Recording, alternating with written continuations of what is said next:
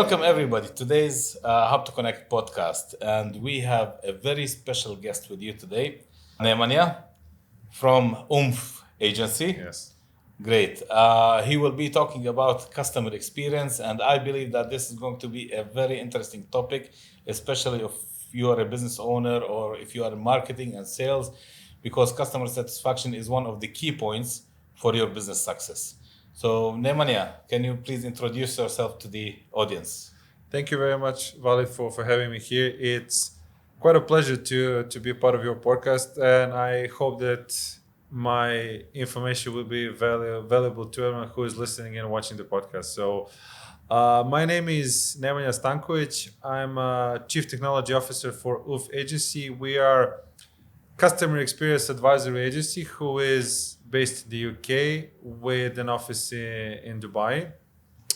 Our primary line of work is customer experience, and we also have a very strong technology delivery arm because customer experience often is related with different digital platforms, tools, development, and all kind of solutions that can help your business to grow.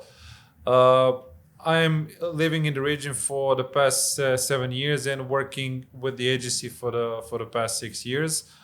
Coming from the digital world in general, as a 25 years plus experience as a developer, and somehow the transition into customer experience became a natural process for me because since I was a kid, I realized that I was feeling unpleasant if things were not aligned properly. When you see something which is out of the order, it made me feel unpleasant, partially because of my OCD issues that I have to have things aligned. But over time, this personal alignment of things transformed slowly into business, and this became a very natural transition for me to add another set of skills besides being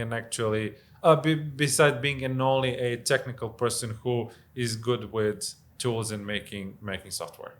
Wonderful. Thank you for introducing yourself and giving all those details.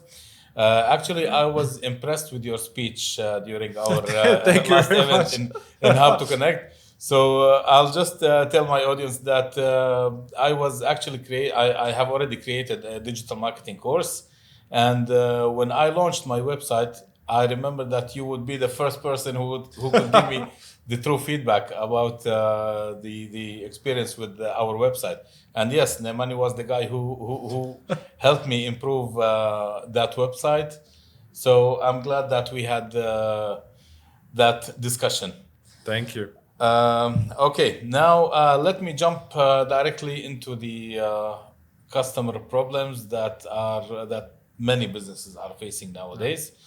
So let's start with some issues you like on daily basis you face with your clients. Yeah, so that's something that we tend to talk a lot about, and something that I would like to make a relationship with my personal life and way of thinking. So I try to avoid the word problem, and I will explain you why. Because if you just replace the word problem with the word challenge, then the entire situation becomes completely different. It becomes more benign. It becomes you feel the need to grab and try to solve the challenge. And if you have a problem, that's something that you want to talk about. You want to shuffle under a rug. So just a simple terminology. If you shift the word from problem to challenge, it then is much different and easier to tackle with. And for me, a problem is something which is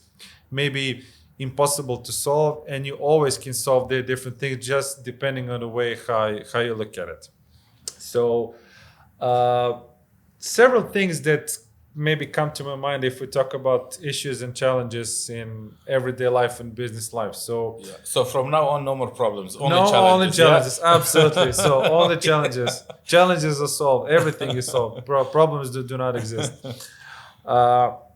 Challenge number one is, I think it's not only related to our line of work, it's related to everyone's line of work, and it is the mindset of the business owner and people who are making decisions related to business.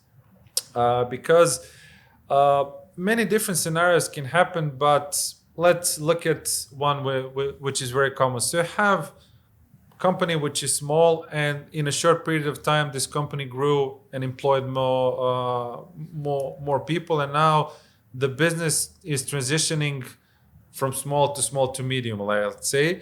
But business owners and the decision makers still are thinking in that previous way of working with a lot of micromanagement, and they try to keep things in control and in their comfort zone. When they're literally comforted, they're familiar with the terminology, with technology and everything that can help them understand better and make them easier decisions. So the challenge is it's difficult to introduce new things. Change is always difficult. I'm talking also from my perspective. In my life, I experienced so many changes that I wasn't pleasant, that they weren't pleasant for me in terms of I don't want to change the things that I know now, that I do now.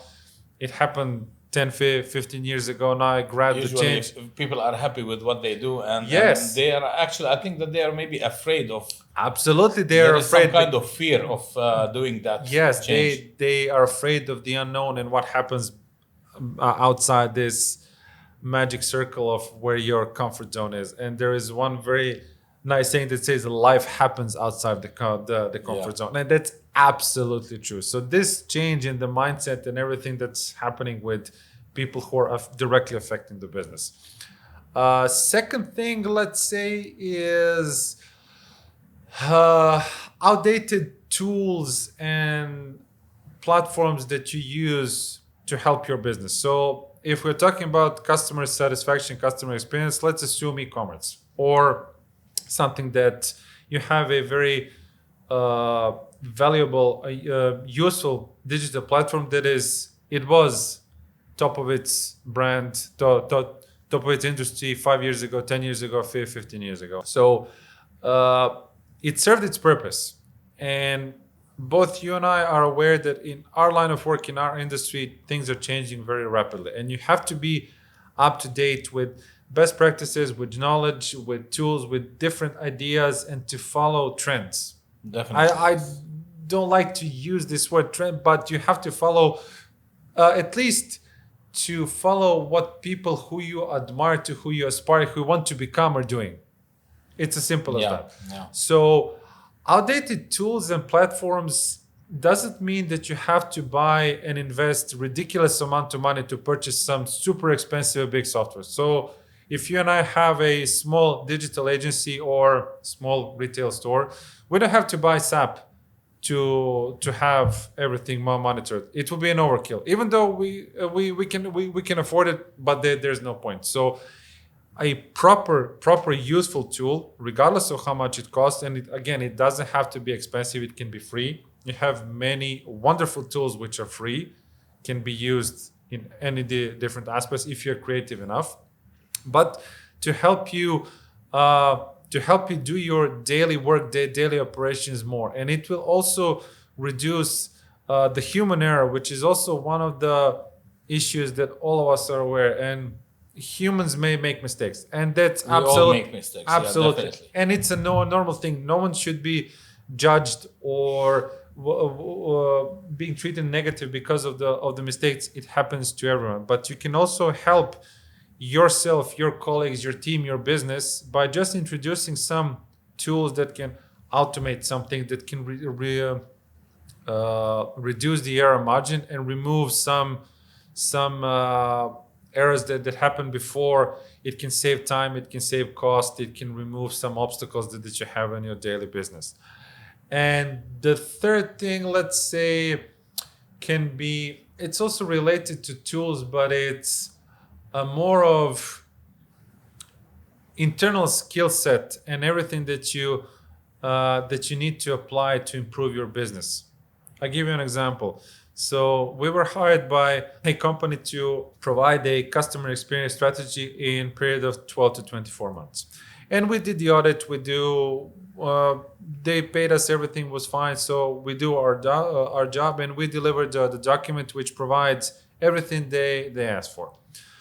But at this point of time, they cannot apply our strategy because they don't have enough staff. They do not have enough budget. They cannot cover the logistics. So they were shooting too high in a way that they weren't prepared for the outcome of the document that we provide to them. So what you provided was much beyond their yes, expectations. but this is, I mean, let's say the positive challenge, because they thought it's going to be way less than we delivered, but it's additional drive, a motivation to them on how to change their business, how to think of different investment, maybe to look for investors, maybe to rearrange how the people are organized within the teams, maybe to do some additional trainings, maybe to hire some specialists, maybe to do some things to put themselves in a position to start applying the strategy there that we provide. So on daily basis, you have a sea of different issues that we face, but these are some of the common things that we often face doing business and trying to help different sized businesses and industries to improve their customer experience. Great. Thanks for that brief explanation. Great. Now, I noticed that there are many people who are mixing actually customer experience and customer service. Yeah. and you can see that a lot. Yeah. So I think this is a good opportunity now just to explain to people what is actually the difference between both. Yes, you're right. The difference is, I would dare to say, quite easy to understand, but when you explain it properly. Customer service is part of customer experience. And why is that? Because customer service means you're serving a customer which is already a person who became your customer. But customer experience is a journey which happens to a person who is still not your customer. Journey that happens from the moment that this person started to interact with your business in any given point of time, in any given point of the entire process, until this person makes a conversion of some sort. So when the conversion is done, that's when this person becomes your customer. The customer experience is a journey which starts, like I said, in any point of time or the process where the person who is going to become a customer starts to interact with you, either with procurement, with warehouse, with communication with your managers, with how your e-commerce platform, assuming that we're talking about e-commerce and customer experience, the information you provide on your e-commerce platform, the ways of payment, how the shipping and handling is being done, the cost and everything. So all of this is customer experience, and customer service comes after you finish all of this. I mean, it's one of the last stages in this journey which you already converted and became a customer. So this is, you just have to think about it and understand some major points that can explain and help you guide, and it will then be clear how you separate customer service from customer experience. Excellent. I hope it makes it a bit clearer now. It does. Yeah. Even for me, it is much more clear. Now, when we talk about e-commerce, we have lots of clients who just started their businesses. I mean, they are all startups, and they start creating their online shops. So what do you advise them to do on their own e-commerce platforms or online shops or whatever websites? What advice can you give them to make that experience much better for the customers, for people who are first time visiting their website to buy a product or a service or whatever? The first thing I would suggest, which is also important for me interacting with e-commerce, is quality of information. That's something that I see often as an issue in e-commerce platform, because I assume that every person who's going to listen and watch this podcast interacted with an e-commerce platform in a way. Yeah. Either as a buyer or a customer or both or whatever. So it's very important to provide very precise information and up to date to your customers. So maybe I want to buy something which I really like and it says stock 1. And I finish the purchase and buy it. They charge me, and then after an hour or so, I get an email or phone call. Sir, I'm sorry, we don't have this product. This is horrible customer experience. I will never, ever go back to this store again. Second thing is when you describe your products, again, be very precise and try to be truthful as possible. I know that the art is in the wording. So when you do it properly, but... And the marketing, yeah. In marketing, of course, yeah. you know this very, very well. So you have to describe what your customer is going to get. Is it a service? Is it a product? Is it whatever? So people love to understand and they want to feel secure when they interact with a system or with a person, something that what they get will satisfy them in any way they want. So again, I'm not talking about some extreme and marginal things where people expect some ridiculous stuff which are not going to happen, but be as precise as you want, as you can with the things that you're going to provide. And also communication and proper information. So communication I cannot emphasize how communication is important, and communication which is up to date. Not 2 days ago I meant to call you or send you something, but I haven't done because of ABC. No, that's again very bad customer experience. When something happens, for example, all of us experience this. You order food online and you're very hungry, you're very nervous, you have a call, you whatever, and then 45 minutes, hour and a half, and then after hour and a half, sir, we don't have, out of 3 dishes that you order, we don't have one dish, or is something happened, it's going to be delayed. You knew this from the moment you received the order. I'm just giving an example that anyone experienced, all of us experienced this. So when you received the order, you knew immediately that you don't have the ingredients, you don't have the dish, you don't whatever is the case, that you cannot fulfill the order. Call it, you have the information of your customer. You have the phone number, you have the address, you need to notify your customer there's going to be a delay, a change, or whatever. So proper communication in time, just to notify. I never have an issue to wait. Just let me know. Literally, just let me know. So the communication is very important. That especially when you order food and you have guests at home waiting, absolutely, and everyone is hungry. Absolutely. So it happened to me a lot. So. Yeah. So that's a great example. The third thing that I will advise new business owners to be very precise and up to date with your comms. What about for people who are doing a one-man show, who just started selling the products online, but when working as a one-man show, you have a lot in your head going on, a lot of things to do. You are trying to organize your products, your website, manage the stock, and as well managing the customer experience. So in that case, what should they do to at least maintain that? Prioritize. Yeah.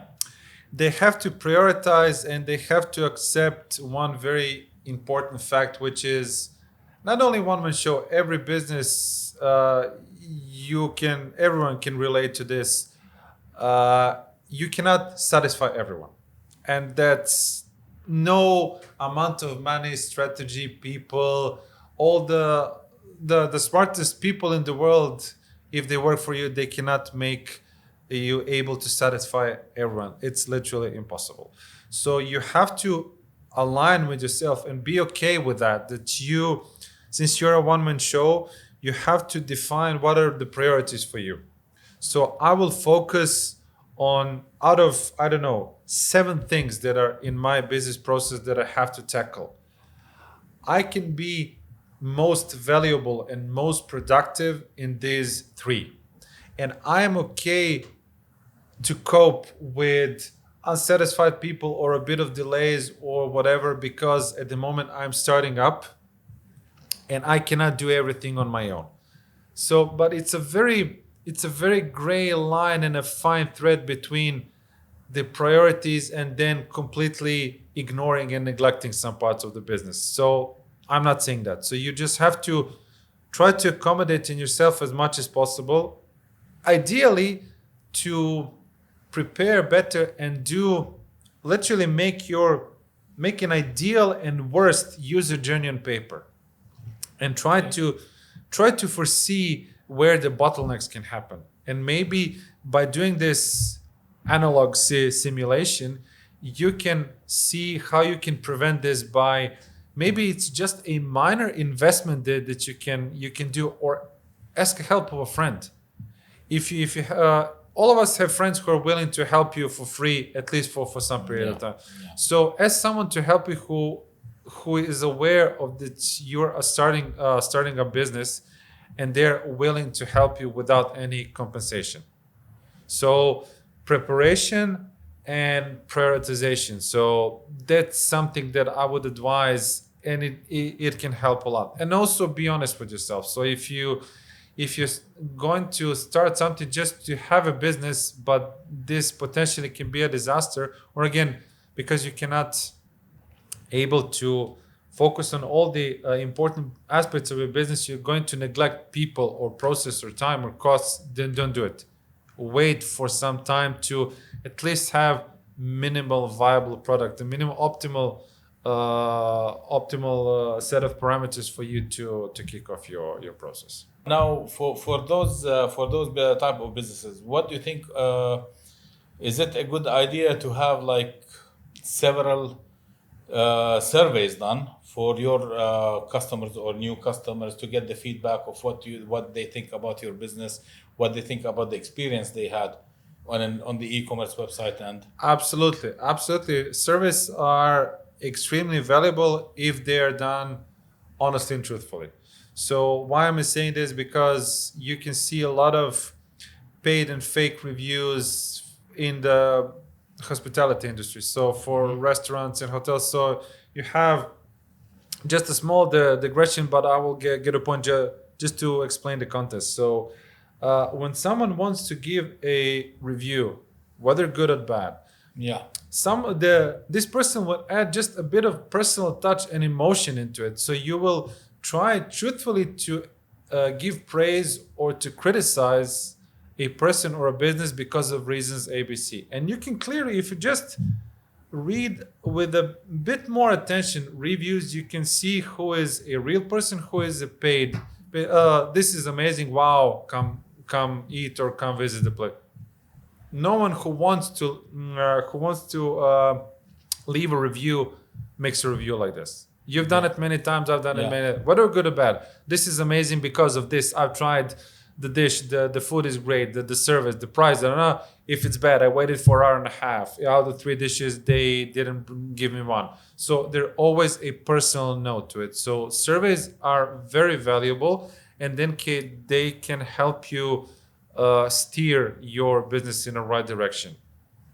The negative side of it, which is, I don't see it as a negative, but people perceive it as a negative, is sometimes you don't like what you see. Because people tend to relate to their expectation. And this is where the disappointment kicks in. Yeah. So if you relate to something which you would like to achieve and which you think is good, but the reality is different, you will be disappointed.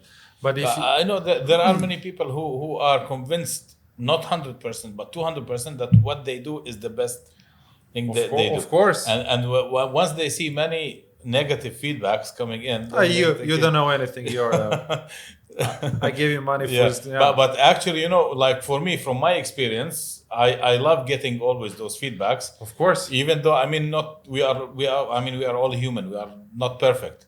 100% perfect. So maybe a little bit perfect, but but I love getting always those feedbacks, because it really helps in improving the business, improving the way you are talking to your customers, the way you are dealing with them, and what what innovations can you bring and put into your business. But it's also not only business. You're absolutely right, and I absolutely agree. It's not only business, so it's improving you in any way that you can be improved. So, for example, besides work, I play music, and what is valuable to me is to listen to or watch the recordings, because I can hear how I play, how I sing.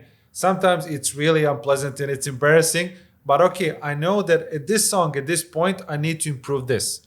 And after three more rehearsals, this negative thing will become positive because I improved. It's just one very simple example. This is the model which you can transfer in any area of life. Feedback and surveys are valuable, but it's also the way how you prepare the surveys. So it's just not by asking questions.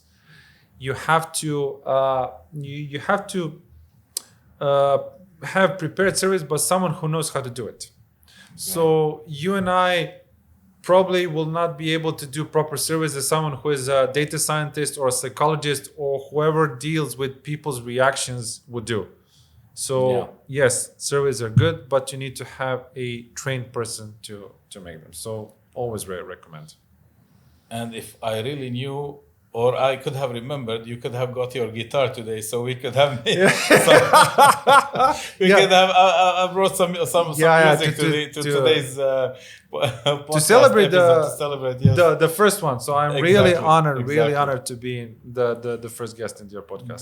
Great. Yeah, and by the way, Nemanja is our first guest in the first episode of this series. So I hope that you are getting some good value, and we will do our best in the next few coming episodes to bring more different topics to improve your business and to improve your knowledge. Nemanja, I do have one question now, again related to what we were talking about and the e-commerce and everything. It could be a good thing also for the people who are acting as a one-man show or just for the new. What do you think about introducing now the technology with artificial intelligence in all of this? That's this is I know it's a very vast, big topic, but there are certain things that people can do as a start. It's a great question, yes, and it's something I am personally and emotionally involved into it because of my digital background and what I do on my daily basis. I love to read about it and to educate myself. And just to go back a bit, because artificial intelligence, as you said, is now very popular and a wide term and can be applicable in so many different ways. Exactly. But artificial intelligence goes with machine learning. And this is where, again, we have an issue like the difference between customer service and customer experience. So there is also a difference between and a lack of understanding between machine learning and artificial intelligence. So all of those new things like cryptocurrencies and NFTs and all of this stuff. So I will focus on machine learning and artificial intelligence. The main difference is that artificial intelligence is the process of doing something. So it's a functionality, something that is replicating either a human interaction or a software interaction or a combination of both. So it's a set of actions, something that is being done based on a source of information. Machine learning is a process of gathering this source of information, filtering and improving that, first of all, that the source of information that is fed into the artificial intelligence bit is proper and valid and validated. And also, over time, when you gather more information, you can work on those nuances, which sometimes can be very, very important.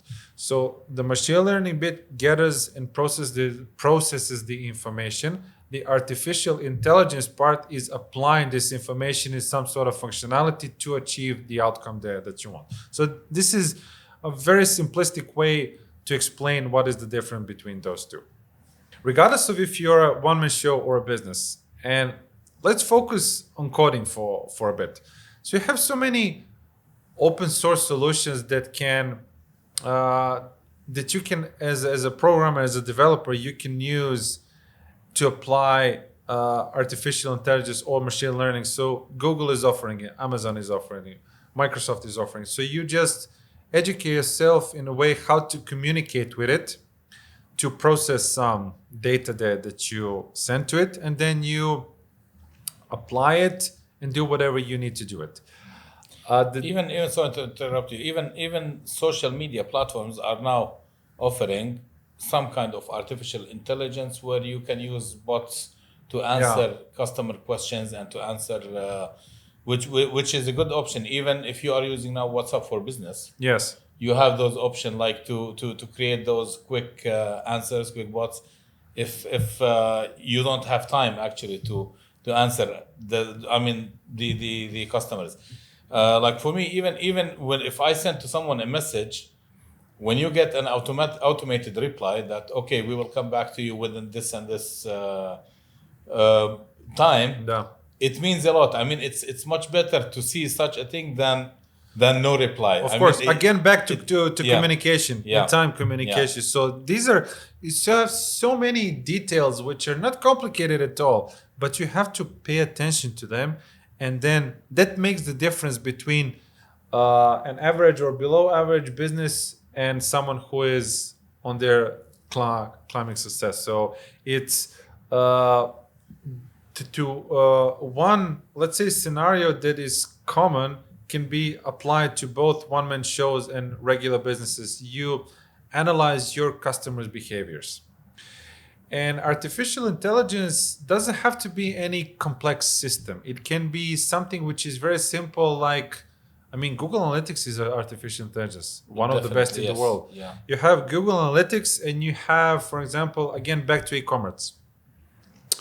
You have heat maps. And for people who don't know what heat maps are, so heat maps are basically areas on your website that are tracking how your user interacts with your platform. Where does it click? Where the mouse goes to? So this is where all the interaction in the website is concentrated. So these two things, you have free tools. You don't have to pay for them. You can just apply it and analyze and see what's happening. And based on that, you can see, okay, I need to improve my navigation on the mobile version. I need to add more call to actions. I need to increase font size. I need to work on the color contrast. I need to, for example, I need to work on the accessibility of my website to help visually impaired people, which is something that I've seen missing in a lot of big platforms. And again, to add a bit more context, so you can make your platform literally read to people. So if you apply specific semantics and rules of how you code, you have screen readers that are analyzing all the key components on your website, and they're saying heading 1, main title this, heading 2, this, main navigation, then start to read all the. So these are all the things all of this is artificial intelligence. It doesn't have to be Minority Report or whatever matrix. No. Yeah.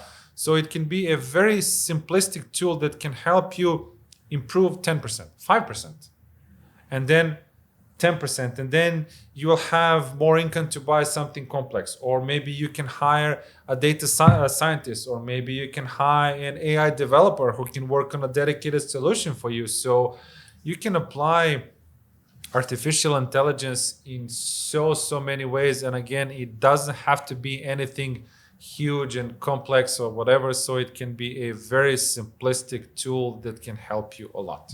It is very important not only for startups and one-man show, but also for the big for industries. Everyone, of course. Definitely, I will give an example like where I bought some like valuable items from one of the huge marketplaces, and I get an automated message that the items are delivered.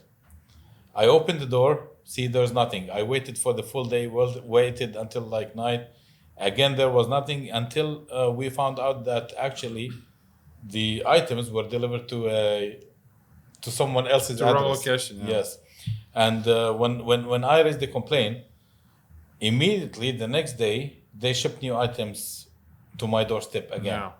So this really is something which made me like trust that platform and go and again buy from them. So it's very important how you treat your customers even after the full customer experience. Of course. So it's not only within the website, within the service within whatever you are providing in your own platform. It is even beyond the after sales actually. You have to look after them. Yeah. It's a very simple explanation. You have to look after your customers, whatever this looking after means. So is it calling them after the successful purchase, or if you, I don't know, you've sold a product or a service, then you called in person to see how they're satisfied. People love that someone is paying attention to them, not in a bad way. Someone likes to be nurtured, but you're getting recognized by this company person who you give money to. So they appreciate your contribution, and they want not to thank you, but they want to understand if you are satisfied, how they can improve, what can they do to make this. This is what a good customer experience is. Again, it doesn't have to be e-commerce. It doesn't have to be selling. It can just be a word of advice. It can be a service. It can be whatever. So just keep a contact with your customers. Make them feel that they are not being forgotten. That's it. Exactly, Again, if you're some huge e-commerce platform like Amazon or whatever, they cannot call billions of people around the world, of course, but different ways. At least they are sending me happy birthday on my birthday, by an email or something. Or okay, happy birthday. Here's a coupon code, or a coupon code with a discount or something. But again, that's the proper customer experience. Small things, small tokens of gratitude, which can do wonders. And then you will purchase again, or you will recommend this to another person, or you will use the platform to buy a gift, or whatever is the case. So someone who is satisfied with you, it will always come back, will always recommend you. And it doesn't have to be anything big. So you can be a car mechanic. If you're good, I will recommend you and bring 2 more friends. They will recommend and bring 4 of their friends. Yeah. And this is how you create the chain reaction, how the word gets out. The word of mouth is the best recommendation a business can get. Definitely. Yeah. I mean, we are getting all our work based on word of mouth. And then, even we are a digital marketing agency and everything, but the most customers are coming from the word of mouth. And that tells a lot about your business ethics and your quality of work. Definitely, yes. Great. To come to the end of this episode, is there anything you want to advise our beautiful audience who are listening to this, or? I don't want to repeat myself. We talked about a lot of important things, and I think that I mentioned, don't get me wrong, we can talk about this in hours. Yeah. There's so many things we haven't even touched, but be precise, be honest and truthful to your customers, and people will appreciate this regardless of what you do, regardless be if transparent, which is more transparent. Yes, absolutely, yeah. So try to care as much as possible, because people value this, people appreciate this.